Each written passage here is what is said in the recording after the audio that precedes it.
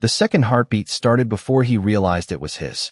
It came as a faint, uneven echo beneath his ribs, out of sync with the steady thud his suit monitor displayed in dull green numbers. And Ethan Cole paused mid-step, breath fogging the inside of his cracked visor as the storm howled across the frozen wasteland, wind dragging needles of ice against his armor hard enough to rattle the plating. Minus 42 degrees Fahrenheit, the system warned. Internal heat reserves at 23%. Not great, but enough to make it back to the outpost.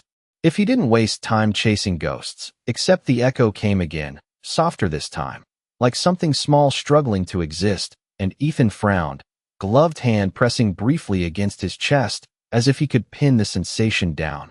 Yeah, that's new, he muttered, voice low and rough from hours of recycled air, and his scanner flickered in protest. Static crawling across the display before resolving into a weak thermal anomaly 20 yards off his path, barely above the surrounding ice, barely. Alive by any human standard, and definitely not his problem. Not out here where the cold didn't forgive mistakes and curiosity got people killed. So he turned away, boots crunching over crystallized frost, each step deliberate, efficient, practiced, the way you moved when the world had already taken everything it could from you, and you'd learn not to offer anything else. But then the echo hit again, sharper now, and his stride faltered, something tightening in his chest that had nothing to do with the cold, something older than logic and far more inconvenient.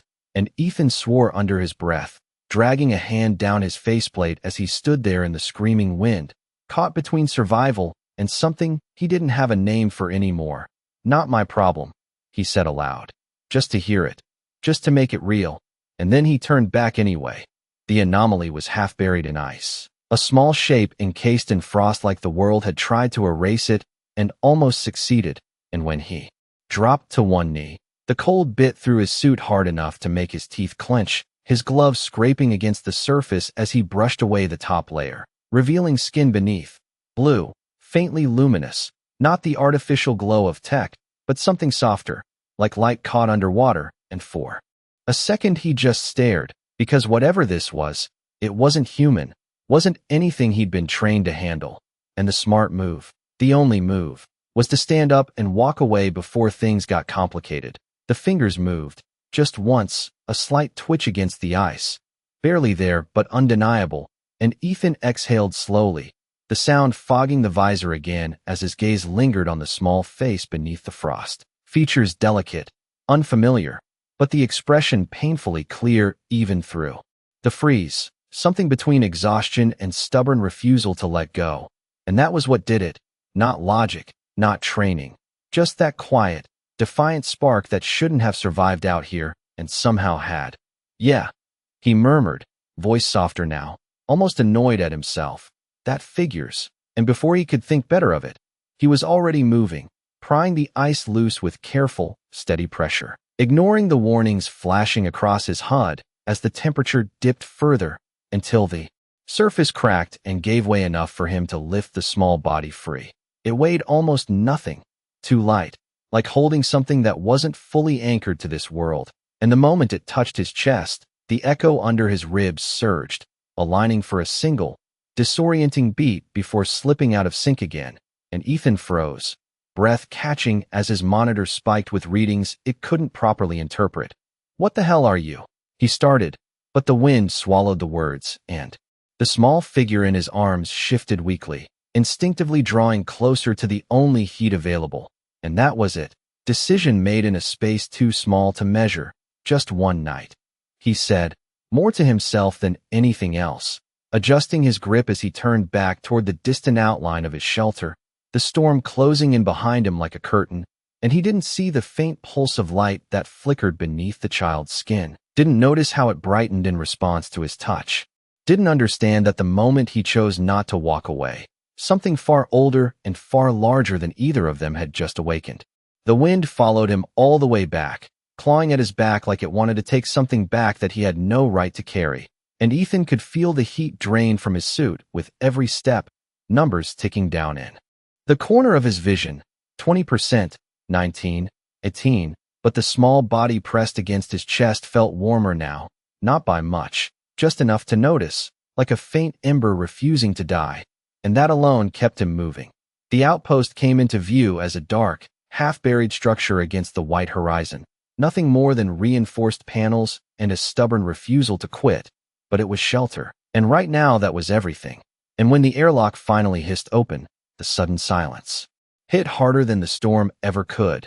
The world outside reduced to a distant howl as the inner doors sealed and the heaters kicked in with a low mechanical groan. Ethan did not waste time.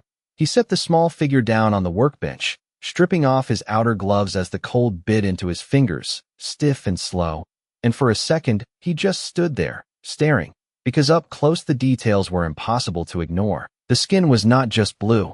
It shimmered faintly under the light, like something alive beneath the surface, and the breathing, if it could be called that, was shallow but steady, each rise and fall barely visible. "All right," he said quietly, more to fill the silence than anything else. "You made it this far." And he reached for the portable heater, dragging it closer, angling it carefully so the warmth spread evenly without overwhelming whatever fragile system kept her alive. The moment the heat touched her skin, the response was immediate, not dramatic, not sudden, just a subtle shift. The faint glow beneath the surface pulsing once, twice, like it recognized the warmth, like it was learning it, and Ethan frowned, leaning in slightly, his instincts telling him this was not normal, not even for something that was clearly not human. And yet there was no fear in the reaction, no sign of distress, just adjustment. He grabbed a thermal blanket, wrapping it around her carefully. Movements slower now, more deliberate, the way you handled something that might break if you rushed it. And as he adjusted the fabric, her hand moved again, this time not a twitch but a small, intentional motion, fingers curling weakly against his wrist, and Ethan froze, breath catching for a fraction of a second as the contact sent that same strange echo through his chest, stronger now, clearer, and for a moment his suit monitor flickered, the steady rhythm glitching before correcting itself. "Okay," he whispered, pulling his hand back just slightly, not enough to break contact entirely. "That is definitely new." But she did not let go, not completely. Her grip was weak but present, like she was anchoring herself to something she did not fully understand yet. Minutes passed, or maybe longer, time blurred by the steady hum of the heaters and the quiet rhythm of two heartbeats that did not quite match but were starting to try, and Ethan found himself watching without realizing it, tracking every small change, the way the color in her skin deepened slightly, the way the glow stabilized into a slow, steady pulse, the way her breathing became just a little more consistent, and somewhere in the back of his mind, a thought formed that he did not like at all, because it did not fit into anything logical or safe. It was too simple, too human for something like this. "You are getting better," he said softly, almost cautious, as if saying it too loud might break whatever fragile process was happening in front of him. And the response came not in words but in the smallest shift of her head, turning slightly toward his voice, toward him, as if she could hear him even through whatever distance still separated them. The systems around him began to register anomalies then, small at first, barely noticeable. A slight fluctuation in power output, a minor deviation in thermal distribution. Things that would have been easy to ignore on any other day. But tonight they lined up too neatly with the rhythm of that faint glow beneath her skin, and Ethan's gaze flicked to the control panel before returning to her, suspicion creeping in where concern had been. "What are you doing?" he murmured, not accusing, just uncertain, and the glow pulsed again, brighter this time. Just for a second, and then settled. And for the first time since he had stepped out into the storm, Ethan felt something he had not expected to feel inside his own shelter. Not fear exactly, but awareness, the kind that came when you realized the rules you had been relying on might not apply anymore. And as he stood there, watching the small, quiet figure wrapped in his blanket, he had the unmistakable sense that whatever had started out there in the ice had not ended when he brought her inside. It had only just begun. "Do not touch me if you want to stay yourself." The voice did not come from the room, and it did not pass through his ears, but Ethan heard it anyway, clear and quiet inside his mind, and his breath stalled as his hand hovered inches above her, the faint warmth from her skin brushing against his fingers like a warning that arrived too late. He had already touched her, already carried her across a frozen wasteland, already let whatever this was cross the threshold into his life. And now the silence inside the outpost felt different, heavier, like it was listening back. Ethan slowly lowered his hand, not out of fear but out of instinct, the same instinct that had kept him alive when logic failed. And he watched as her eyes opened for the first time, not suddenly, not dramatically, just a gradual shift, lids lifting to reveal something that was not entirely light and not entirely color, something layered and deep, like looking into moving water under starlight. And for a moment neither of them moved, the hum of the heaters filling the space between them as if the world itself was holding its breath. "You are awake," he said finally, voice steady despite the tightness in his chest, and the second heartbeat answered again, stronger now, no longer faint or uncertain but present, undeniable, and not quite his. Her gaze focused slowly, tracking him with a precision that did not match her small frame, and when she spoke again, the words formed directly in his mind, bypassing sound entirely. "You are warm," and there was no judgment in it, no fear, just simple observation, like she was cataloging something new. Ethan let out a slow breath, rubbing a hand across the back of his neck as he processed that, because there were 100 things he could have said, 100 questions that should have come first, but none of them seemed to matter as much as the way she looked at him, not like a stranger, not like a rescuer, but like something already familiar. "Yeah," he replied, almost dry. "That tends to happen when you are not frozen solid." And for a brief second, something shifted in her expression, not quite a smile, not quite understanding, but an attempt at both, and that unsettled him more than anything else so far. The systems behind him flickered again, a soft fluctuation in the lights, and Ethan's eyes darted to the control panel, readings shifting in small, precise increments that matched the rhythm of the glow beneath her skin, and the realization settled in slowly, not all at once, but piece by piece, like a puzzle assembling itself whether he wanted it to or not. "You are affecting the power grid," he said, more to confirm it than to accuse, and her head tilted slightly, as if the concept needed translation. "I am aligning," she answered after a pause, the words careful, deliberate, like she was choosing them from a language she had only just begun to understand. Ethan let out a short breath, something between a laugh and disbelief. "That is not how power systems work," he muttered, but even as he said it, the evidence was right in front of him, the stable hum of his outpost now subtly modulated, responding to her presence in ways he could not fully explain. She shifted under the blanket, movement slow but more controlled now, and her hand found his again without hesitation, fingers wrapping around his wrist with slightly more strength than before. And the moment their skin made contact, the second heartbeat synchronized for a single, perfect beat before drifting apart again, and Ethan felt it, not just physically but deeper, like something inside him had been briefly mirrored and then released. "You should not do that," he said quietly, though there was no real force behind it. And she looked at him, head tilting again, curiosity unfiltered. "It is already done," she replied, and there it was, not a threat, not a warning, just a simple statement of fact that carried more weight than anything he had heard so far.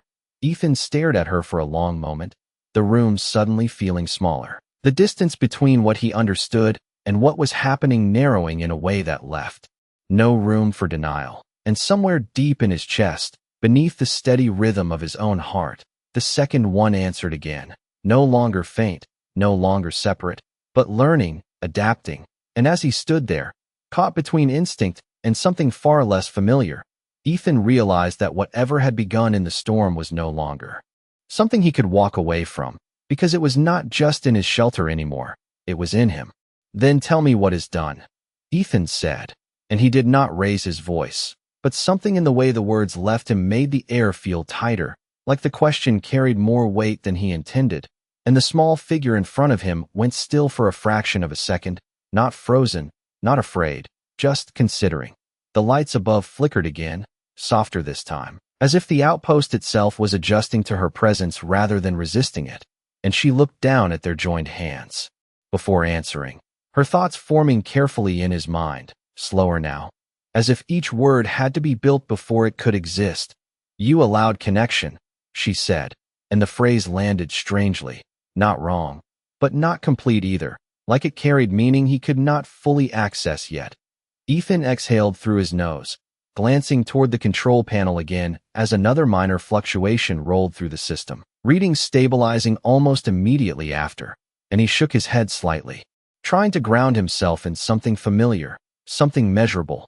Connection usually goes both ways, he replied, tone dry but not unkind. And when he looked back at her, her gaze had shifted, more focused now, more aware, like she was not just observing him anymore, but responding. Yes, she said, and this time the word came faster, clearer. It is both. And the moment she said it, the second heartbeat inside his chest answered again, stronger than before, and Ethan's hand tightened, slightly without thinking. The sensation no longer faint or ignorable, but present in a way that made it impossible to dismiss. He pulled his hand back then, not abruptly, not harshly, just enough to break the direct contact. And the moment he did, the echo in his chest softened, not gone, but distant again, like something had stepped back without leaving entirely. And that alone told him more than any explanation could have. Okay, he muttered, pacing a short step away from the workbench, running a hand through his hair as he tried to piece it together. So whatever this is, it is not just you adapting to the environment. He glanced back at her, eyes narrowing slightly in thought. It is you adapting to me. And for the first time, there was a pause before she answered, a longer one, as if the distinction mattered. I am aligning to sustain, she said finally, and the word sustain lingered, carrying a quiet importance that made Ethan stop pacing entirely. Sustain what? He asked, and this time there was no immediate response, just that same careful stillness, her eyes on him, steady and unblinking, until she spoke again, softer, almost uncertain, both. And that was when it clicked, not fully, not in a way he could explain, but enough to shift something fundamental in how he understood the situation, because this was not a one-sided effect, not something contained or isolated, it was shared, and that meant whatever risk existed did not belong to her alone. Ethan let out a slow breath, the sound quieter now, less edged with tension, and he stepped closer again, not reaching out this time, just standing within the range of that faint, steady warmth she seemed to carry with her. You said I should not touch you if I wanted to stay myself, he said, voice more measured now, but I already did. And she watched him, head tilting slightly again, that same curious motion that felt almost human in its simplicity. You are still yourself, she answered, and there was no hesitation in it, no doubt, just quiet certainty. Ethan gave a small, humorless huff at that. That is what worries me, he said, and for a second, something like confusion crossed her features, subtle but real, as if the concept of fear tied to identity was not something she fully understood yet. The outpost settled into a new rhythm around them, systems no longer fluctuating, but stabilizing into a pattern that matched the slow pulse of light beneath her skin, and Ethan noticed it without meaning to. The way everything felt just slightly more balanced, as if the environment itself had accepted her presence as part of its function. He looked at her again, really looked this time, not as a problem to solve or a risk to manage, but as something that had crossed into his world and changed it simply by being there. And the thought that followed was not logical, not safe, but it was honest. You are not just surviving, are you? He said quietly, and her answer came without delay, clear and steady inside his mind. No, and for the first time since the storm, Ethan felt the full weight of what that meant, because survival implied an end point, a return to normal, and nothing about this felt temporary anymore. Not the warmth, not the connection, not the second heartbeat that still lingered beneath his own, learning, adapting, waiting, and as he stood there in the quiet hum of his outpost, Ethan understood something he had been avoiding since the moment he turned back in the snow. This was not something he had rescued and could choose to release when it was convenient. This was something that had begun the moment he chose not to walk away, and whatever came next was no longer his decision alone. If this is not temporary, then what happens next? Ethan asked, and the question lingered in the air longer than he expected, not because it was complex, but because it carried a weight he could not ignore, and the small figure in front of him did not answer immediately, her gaze shifting slightly, as if the concept of next was something she had not fully formed yet. The outpost hummed steadily around them, Systems now running smoother than they had in months. Every panel, every circuit, responding with quiet efficiency that did not match the wear and age of the place. And Ethan noticed it with a growing sense of unease, because nothing in his experience improved without a cost, nothing aligned without drawing from somewhere. "You are thinking in lines," she said finally, her voice still inside his mind, calm and unhurried. "I am not." And Ethan let out a small breath at that, one corner of his mouth twitching in a tired, almost amused expression. "Yeah, that sounds about right," he muttered, but his eyes stayed on her, searching for something he could anchor to, something familiar, and finding none. She shifted again under the blanket, sitting a little more upright now, movements more controlled, more certain, and the faint glow beneath her skin responded with her, pulsing gently in time with something deeper, something that Ethan could now feel without touching, a presence that existed just at the edge of his awareness. "Then explain it in a way I can understand," he said, tone steady, not demanding but firm, and for a moment she simply looked at him, as if measuring the request itself, before answering. "You are stable," she said, and the word landed with quiet precision. "You hold form against change," and Ethan frowned slightly at that, arms crossing loosely as he leaned back against the workbench. "That is one way to describe being human, I guess," he replied, though there was no real humor in it. And she continued, "I was not." And that made him straighten just a fraction, attention sharpening despite himself. "Not stable," he repeated, and she nodded once, a small, deliberate motion. "Not contained," she clarified, and the glow beneath her skin flickered faintly, as if responding to the memory of it. Ethan glanced briefly at the control panel again, then back at her, the pieces starting to form a shape he was not sure he liked. "So you needed something, that is," he said slowly, and she met his gaze without hesitation. "Yes." And the simplicity of that answer did more than any long explanation could have, because it removed any illusion of coincidence from what had happened out there in the storm. Ethan pushed off the workbench then, pacing a short line across the floor, boots echoing softly in the enclosed space as he tried to process the implication. "And I just happened to be the closest option," he said, more statement than question, and there was a pause behind him before her voice answered again, softer this time. "No." And that made him stop mid-step, turning back to face her fully, something in his expression tightening despite his effort to stay neutral. "Then what?" he asked, and for the first time since she had spoken, there was something like hesitation in her response, not uncertainty, but a carefulness that had not been there before. "You responded," she said, and the words were simple, but they carried a depth that Ethan could feel even if he did not fully understand it. Others did not. And that hit differently, not because it answered the question completely, but because it shifted the focus back to him, to the moment he had turned around in the storm instead of walking away. He let out a slow breath, the tension in his shoulders easing just slightly as he ran a hand through his hair again. "So this," he gestured lightly between them, "is not just about you surviving." And she shook her head once, the motion small but certain. "No," she said. And then after a brief pause, "It is about continuation." And that word settled into the space between them with a weight that felt far larger than either of them. And Ethan understood enough to know that whatever this connection was, it was not meant to end when she recovered. It was not something that would simply resolve and disappear.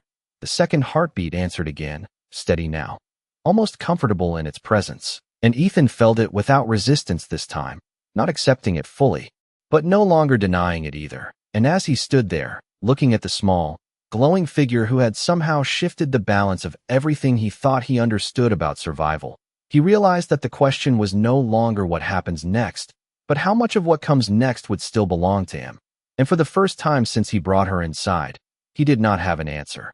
"Then you are not the only one continuing," Ethan said, and this time there was no edge in his voice, no resistance, just a quiet acknowledgement of what had already begun, and the words seemed to settle into the space between them like something solid, something that could not be undone once spoken.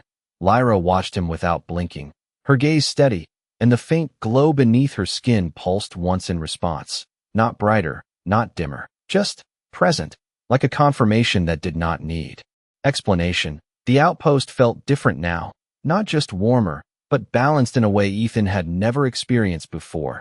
The low hum of the system's no longer a background noise, but a rhythm that matched the subtle cadence he could feel beneath his own heartbeat. And for a moment he simply stood there, listening, not to the machines, but to that second pulse, steady and patient, as if it had always been there waiting to be noticed. "How long?" he asked after a while, the question simple but loaded, and Lyra tilted her head slightly, processing it. "Time is not the boundary you think it is," she answered, and Ethan let out a quiet breath through his nose, a faint smile tugging at the corner of his mouth despite everything. "That is not helpful," he said, but there was no real frustration in it, just a tired kind of acceptance that the answers he wanted were not the ones he was going to get. She shifted again, more easily now, the blanket sliding slightly from her shoulders as she adjusted, and Ethan noticed the way her movements had changed, no longer hesitant or weak, but controlled, deliberate, like she was learning how to exist in this form with each passing second. "You are stabilizing faster than you should," he said, more to himself than to her, and her response came almost immediately. "Because you are." And that stopped him, not because he did not understand the words, but because of how easily she said them, as if the connection between them was not something strange or unnatural, but expected, inevitable. Ethan ran a hand across his face, exhaling slowly as he tried to ground himself again, to separate what was happening from what he knew.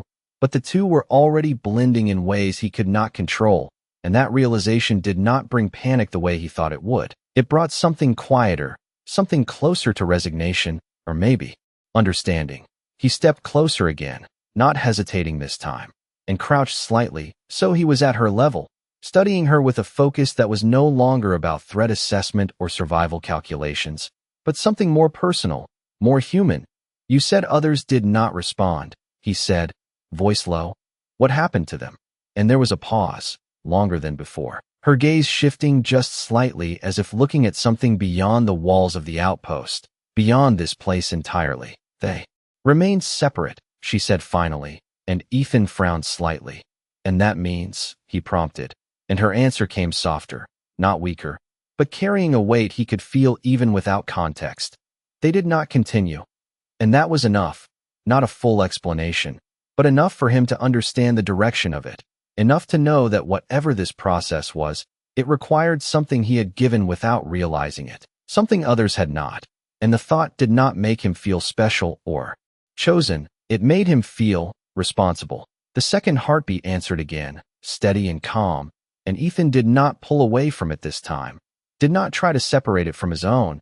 He just stood there and let it exist, and for the first time, it did not feel like something foreign inside him. It felt like something that had found a place to belong.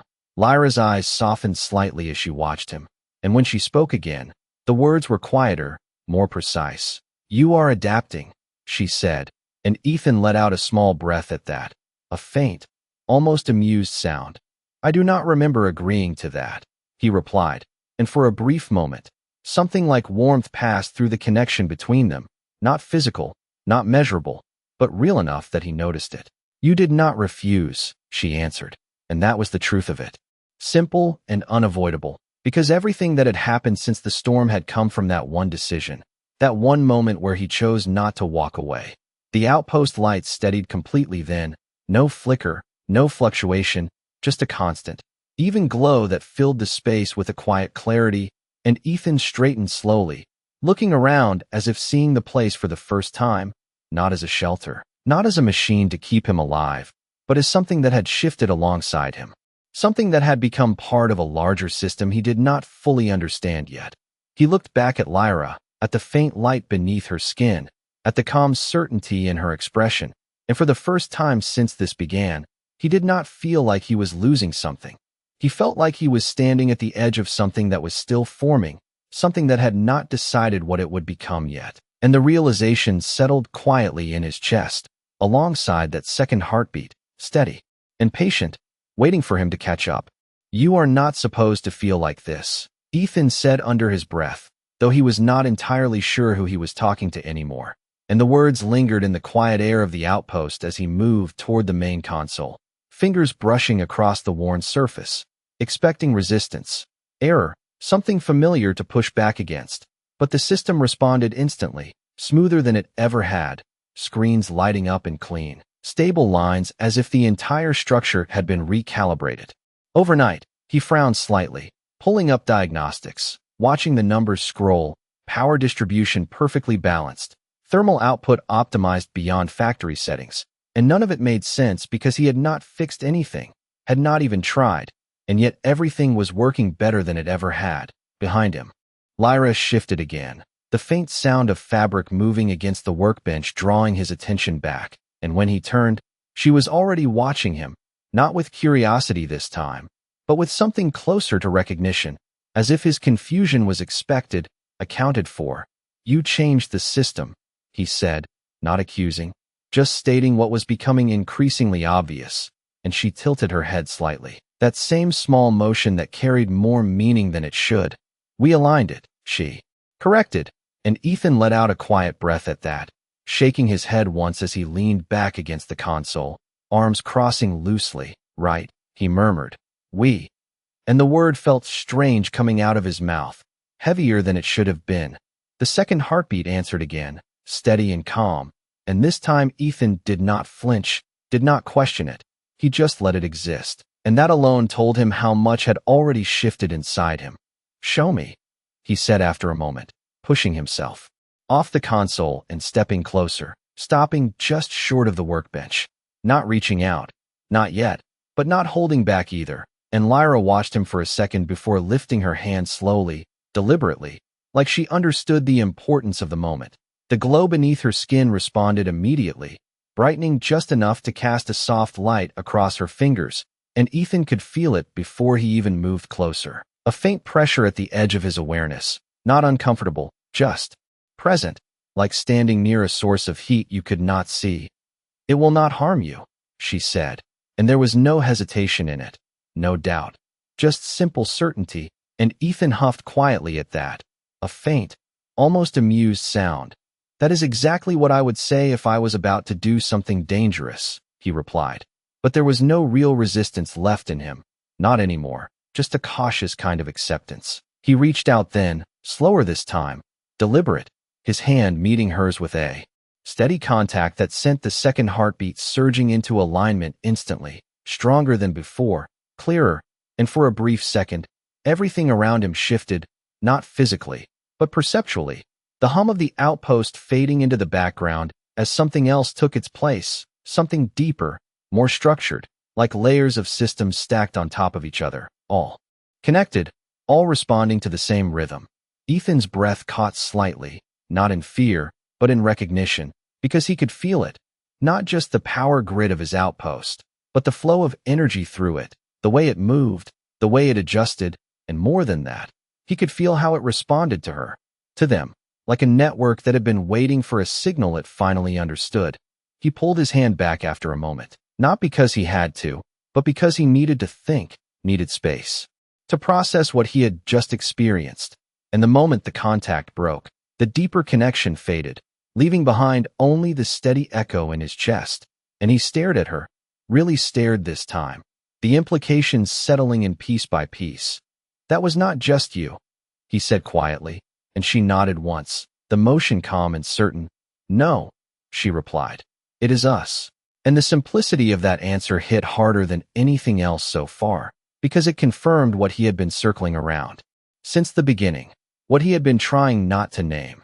Ethan ran a hand across his face again, slower this time, less tension in the movement, more thought. And when he looked back at her, there was something different in his expression, not fear, not confusion, but a quiet understanding that had not been there before.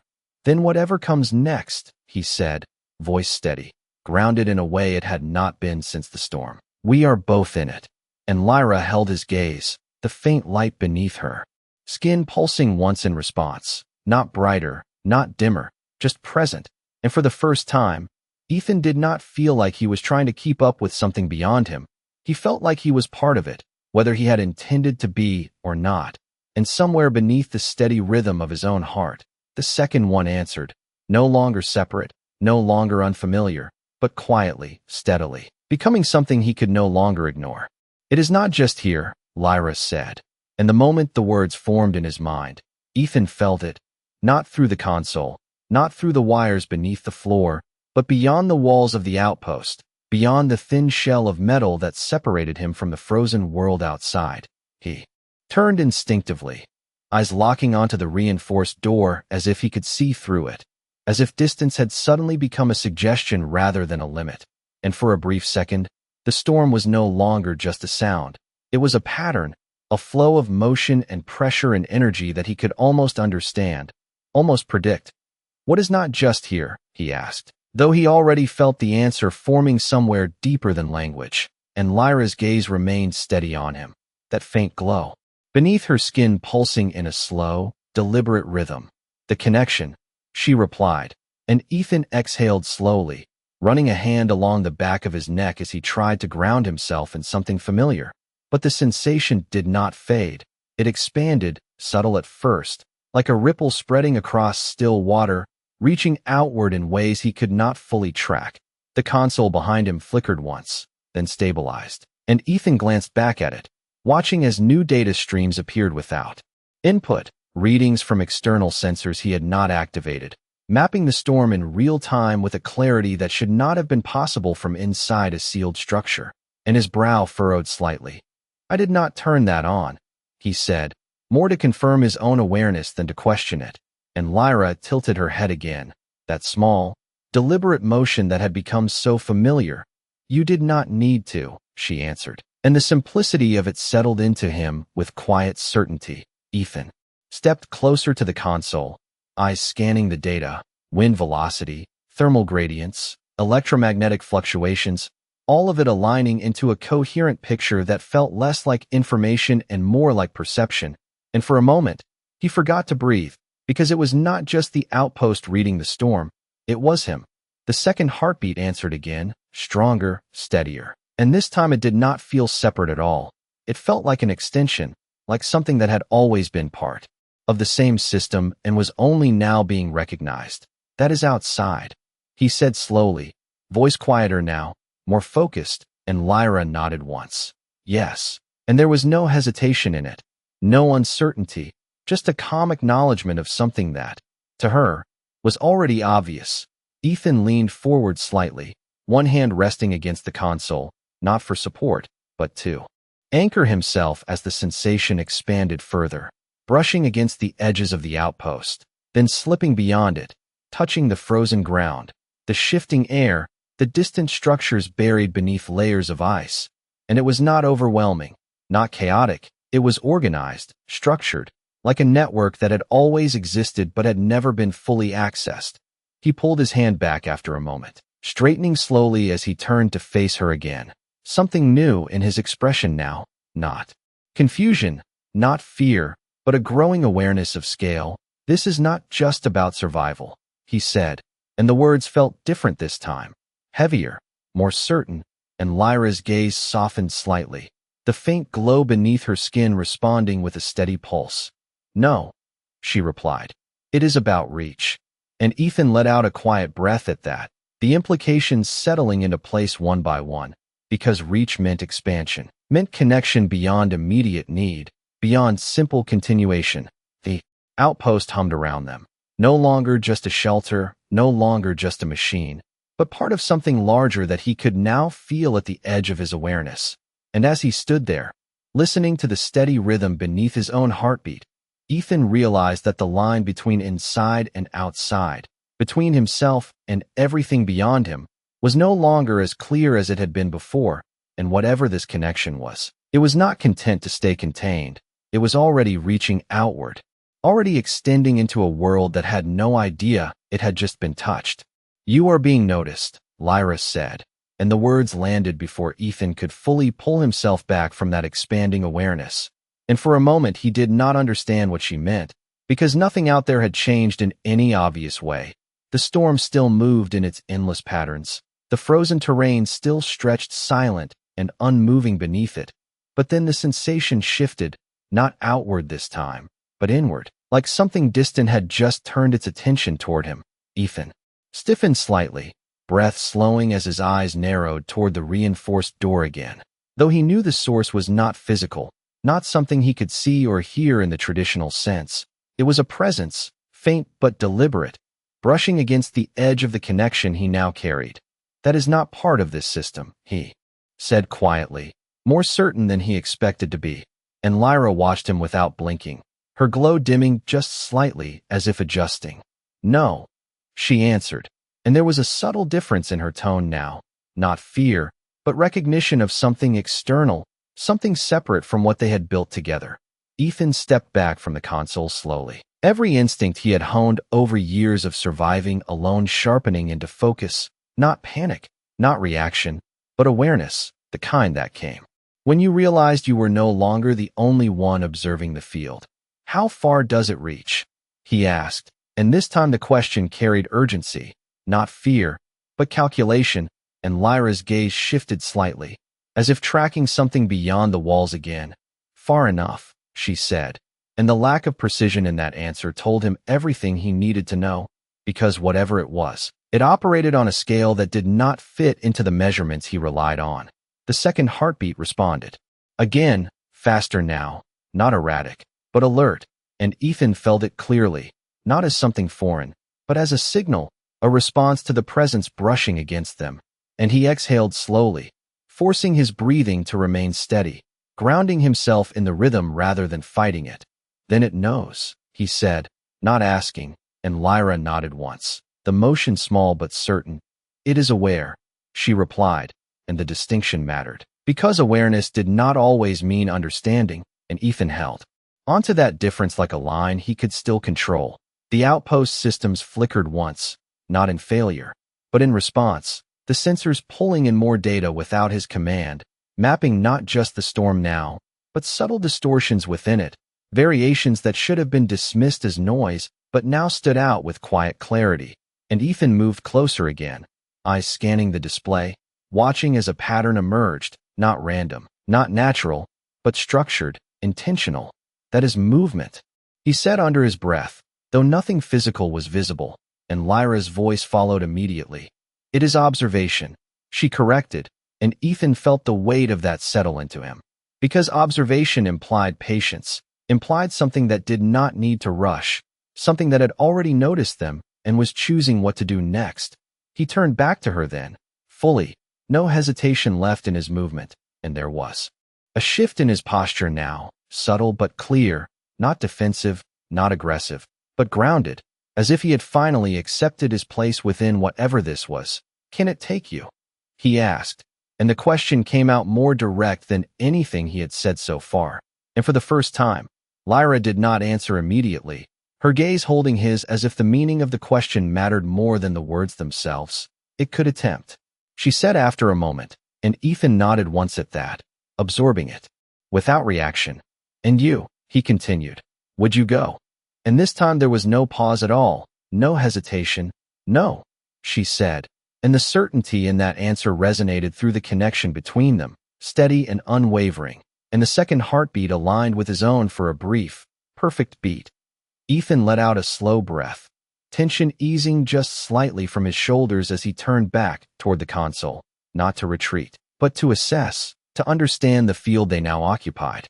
Because whatever had noticed them was not here yet, not directly, but it was close enough to matter, close enough to influence what came next. The storm outside continued its endless motion, but now it felt different, no longer just an environment to survive, but a space being watched from more than one direction. And as Ethan stood there, feeling the steady rhythm beneath his own heartbeat, he understood something that settled deep and quiet inside him. This was no longer just about connection or continuation. It was about what that connection meant in a world that had just started to notice it, and whatever came next would not be determined by him alone, but he would not step away from it either, not now, not after everything had already begun. Then it is not just watching, Ethan said, and this time there was no question in it, only a quiet certainty that settled into the space between them like something already decided, and Lyra did not correct him, did not refine the statement the way she had before, which told him more than any answer could have. The presence at the edge of his awareness shifted again, closer now, not in distance but in clarity, like something adjusting its focus, and Ethan felt it brush against the connection he shared with Lyra, testing, mapping, learning. And his jaw tightened slightly as he turned back to the console, pulling up every sensor feed he could access, watching the data streams align into patterns that were no longer random fluctuations, but deliberate signals, structured in a way that mirrored the connection he now carried inside him. "It is responding to us," he said, voice low and steady, and Lyra's gaze followed the same invisible thread he felt, her glow pulsing in a slower rhythm now, not weaker, but controlled, contained. "Yes," she replied, and there was a subtle shift in her tone, something more focused, more aware of the interaction unfolding beyond the walls of the outpost. Ethan leaned forward slightly, hands braced against the console, grounding himself in the physical world even as the other layer pressed closer, and he forced himself to think, not react, to treat this the way he would any unknown system: observe, analyze, understand. "What does it want?" he asked, and Lyra's response came after a brief pause, her gaze lowering for a fraction of a second before returning to him. "To define," she said, and the word carried a weight that made Ethan's brow furrow slightly, because definition implied classification, categorization, something that reduced complexity into something manageable, something controllable. "Define what?" he pressed, and this time her answer came without hesitation. "Us." And the simplicity of it sent a quiet tension through his chest, not fear, but resistance, because he understood what that meant on a level that went beyond language. Ethan straightened slowly, turning away from the console as he faced her fully, the faint hum of the outpost now layered with that deeper, steady rhythm he could no longer ignore. "Then it is trying to understand the connection," he said, and Lyra nodded once. "Yes."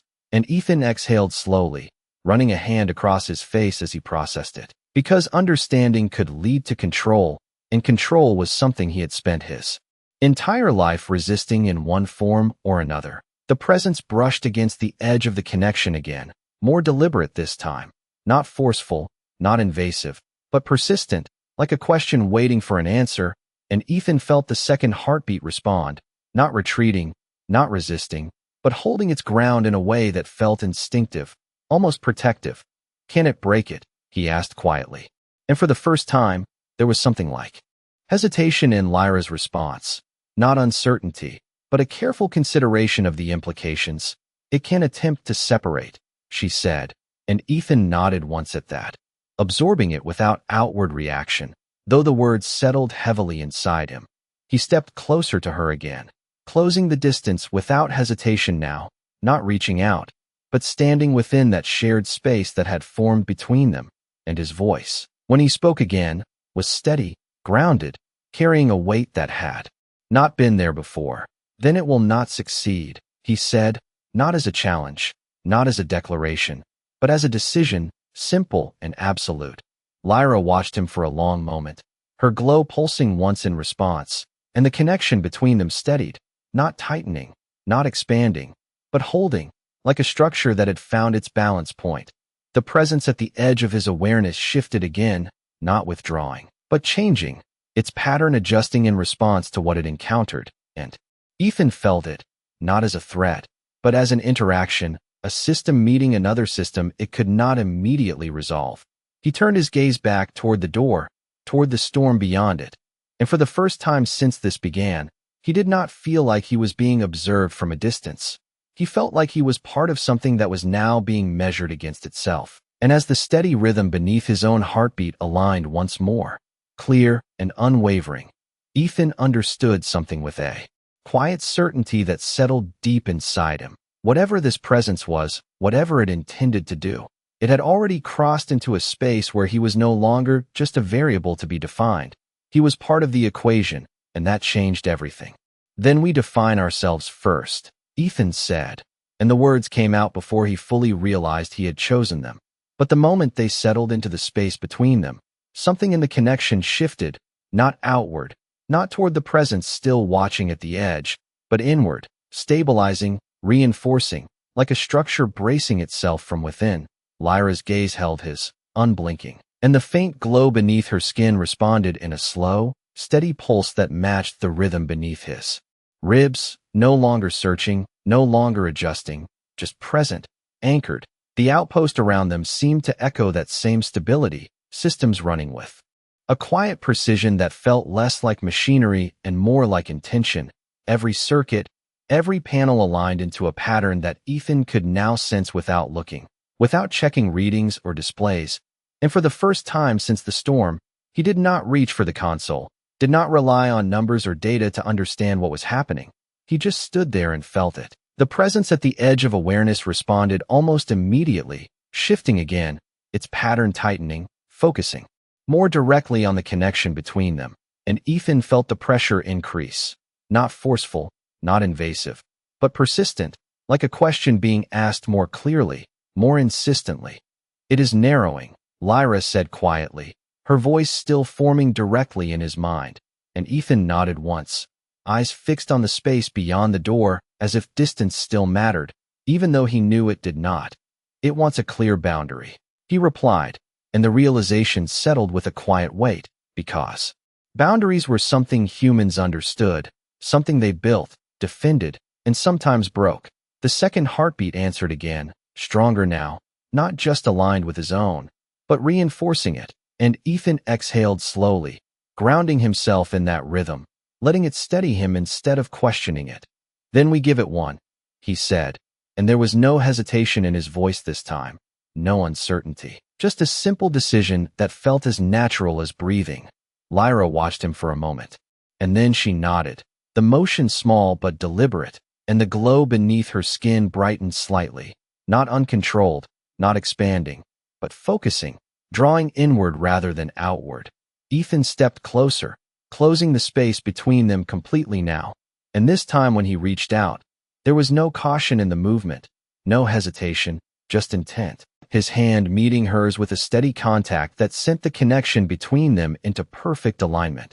The world shifted again, but differently than before, not expanding outward into the storm, not brushing against distant structures or unseen patterns, but condensing, tightening into a single, unified presence that existed entirely within the space they shared. The outpost fell silent around them, not because the systems had stopped, but because they no longer needed to announce themselves. Their function absorbed into the larger pattern that Ethan could now feel without effort.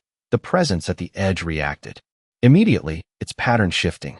Again, probing, testing, but finding no entry point, no clear separation to define or isolate, and Ethan felt it hesitate, not withdrawing, but recalculating, its structure adjusting to something it could not easily categorize.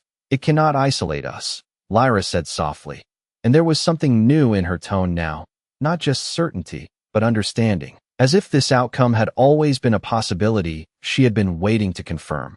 Ethan's grip tightened slightly, not in fear, not in resistance, but in affirmation, and his voice, when he spoke again, was steady, grounded in a way that felt deeper than anything he had known before. "Because there is no us to separate," he said, and the truth of it settled into the connection between them with a quiet finality that needed no further explanation.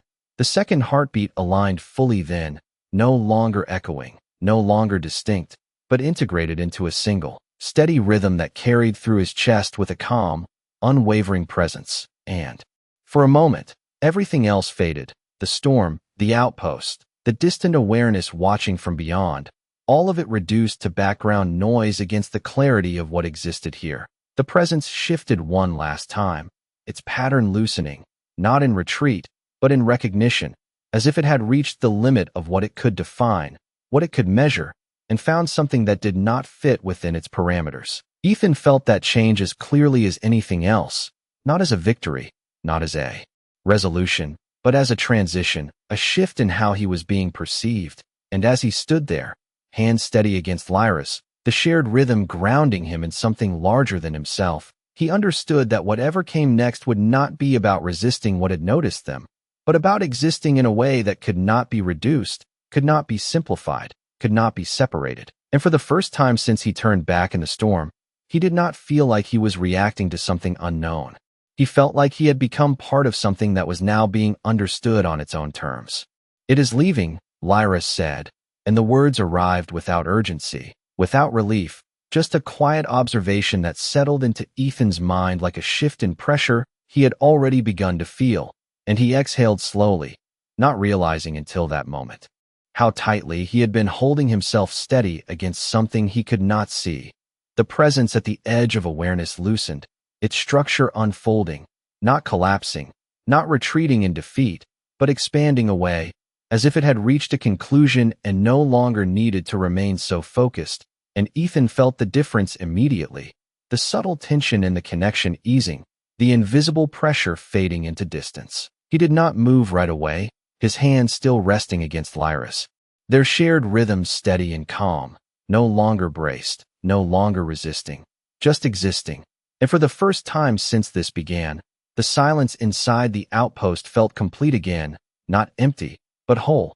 It understands enough, Lyra continued, her gaze soft but steady, and Ethan nodded once, though his eyes were still fixed somewhere beyond the walls, tracking the fading edge of something that had been measuring him only moments before.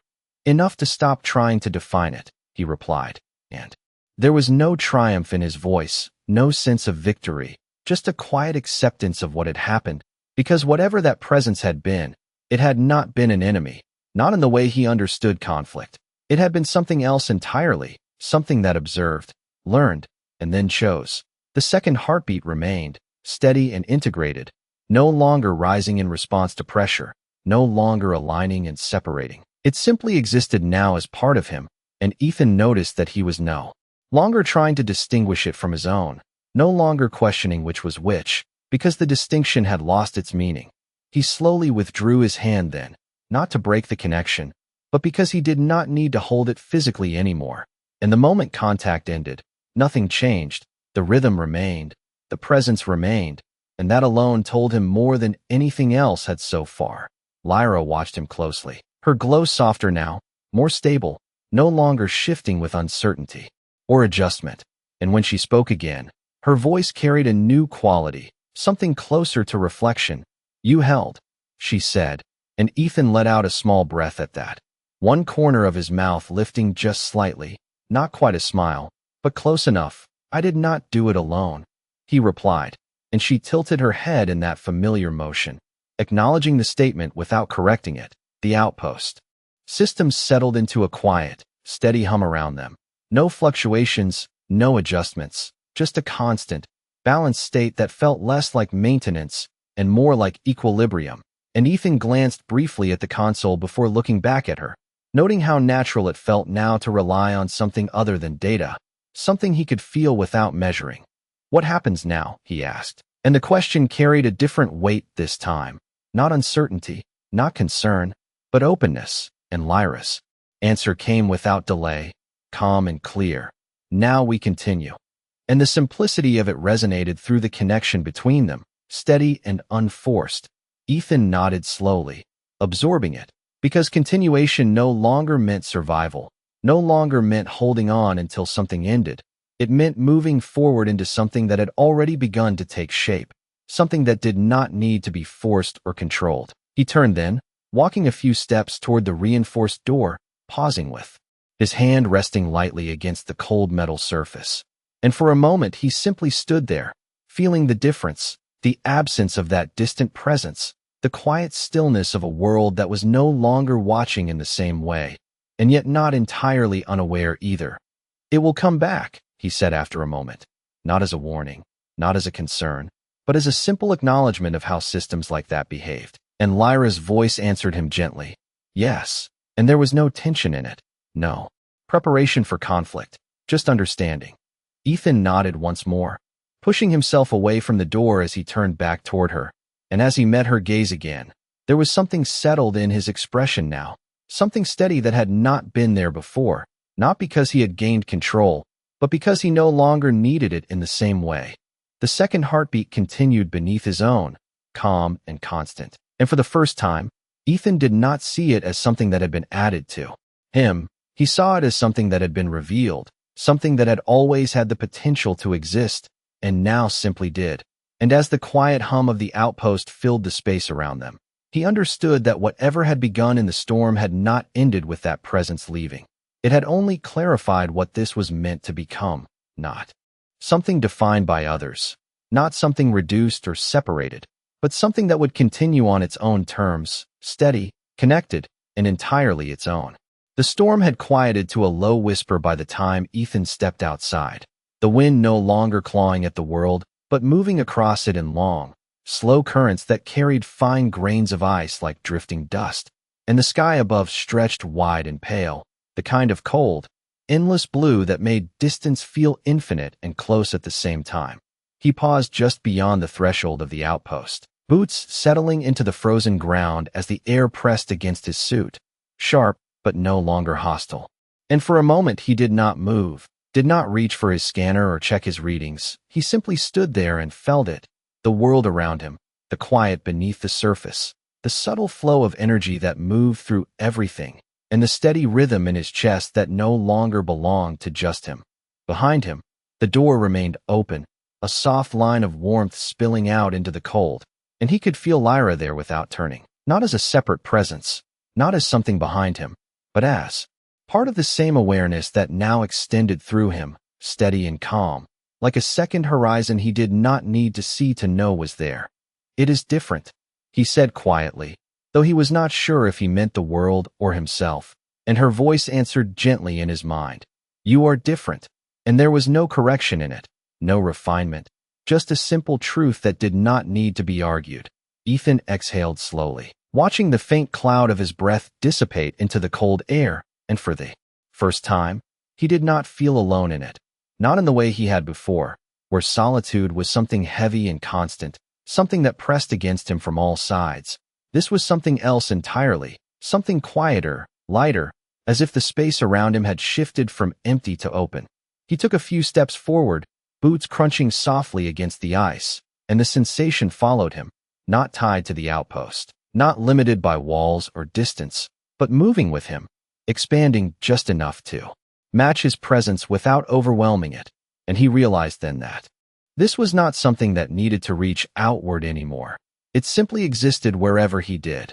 The distant horizon shimmered slightly, the light bending just enough to hint at structures buried beneath the ice, old installations, forgotten pathways, remnants of systems that had long since gone quiet, and Ethan could feel them now, not in detail, not fully, but enough to know they were there. Enough to understand that the world was layered in ways he had never been able to perceive before. "Will it return?" he asked after a moment, his gaze still fixed on the horizon, and Lyra's answer came without hesitation, calm and steady. "Yes." And there was no tension in it, no preparation for resistance, just acknowledgement, as if the return of that presence was simply part of a larger pattern that neither of them needed to fear. Ethan nodded once, more to himself than anything else, and he let the silence settle again, not empty, but full, filled with the quiet hum of a world that was no longer distant from him, a world that he was now part of in a way he had not chosen, but had accepted. He turned back toward the outpost then, pausing for a brief moment at the threshold, one hand resting lightly against the frame as he looked inside, at the dim lights, the steady systems, the small figures standing within it. And for a second, the memory of the storm flickered through his mind, the moment he had almost walked away, the moment everything could have ended before it began, and he let out a quiet breath at that, something close to a laugh, but softer, more reflective. "I was not trying to change anything," he said, voice low, almost lost to the wind, and Lyra's response came gently, carrying that same quiet certainty that had followed him since the beginning. "You did not," she said. "You allowed it." And that was the truth of it, simple and undeniable, because nothing that had happened since that moment had been forced, nothing had been taken from him without his choice. Even when he did not fully understand what he was choosing, Ethan stepped back inside, the door sealing behind him with a soft hiss, the warmth settling around him again. But it felt different now, not separate from the cold outside, not a barrier, but part of the same system. The same continuity that extended beyond walls and boundaries. He looked at Lyra then, really looked, and for the first time, he did not see her as something he had rescued, not as something fragile or temporary.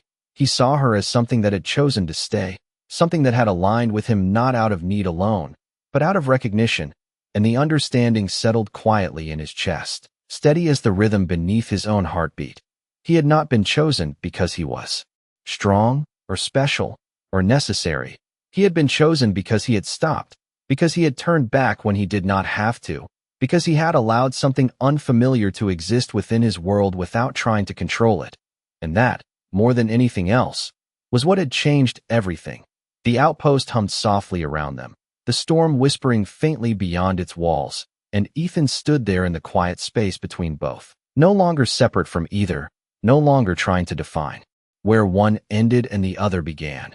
And as the steady rhythm carried through him, calm and unwavering, the realization settled into something simple, something final. He had not saved her, not in the way he once understood saving. He had simply made room, and in that space, something new had learned how to exist.